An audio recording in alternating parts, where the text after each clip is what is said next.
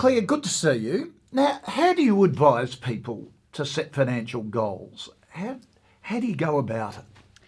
Well, the first thing is to find out what they really want, because I can't give a client a goal.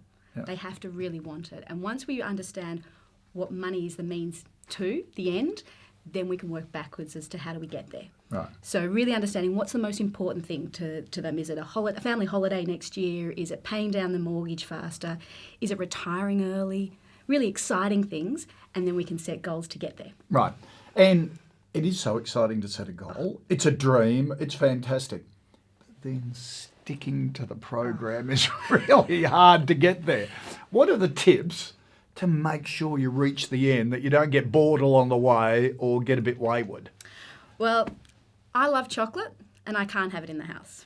And anyone who's gone through weight loss will know that there are weeks where you feel strong and you feel good, and other times when you don't. So it's about setting bite-sized goals. So short-term, medium-term, and just keep at it. You might have a bad week. You might have an off month, but it's not the end of the world, because we're looking at the bigger picture, the trip to Fiji, the retirement holiday at the end. So having manageable, smaller goals to work through and rewarding yourself along the way.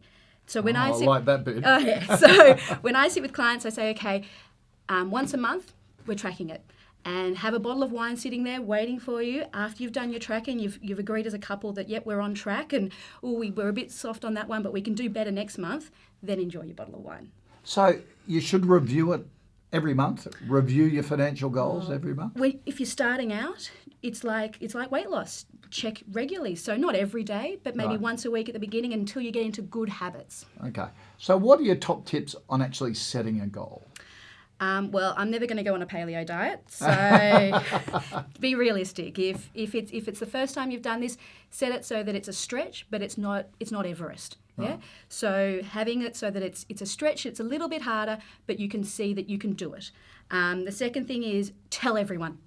Tell everyone, friends, family, that you've got this goal and you're really aiming towards this really important thing, because it's accountability. Yep. And the third is write it down. If it's not written down, it's actually not a plan at all. You've got to write it down. Hang on. Everyone says it's all up here. Yeah, no. If it's not written down, how can you then go back and check how close you are to it? If it's written down, each week or each month you can go back and say, am I close to it? Did I get there 100% for this week, or was I at 90%? Right. So writing it down is absolutely critical. Good to see you. Thank you. Pleasure.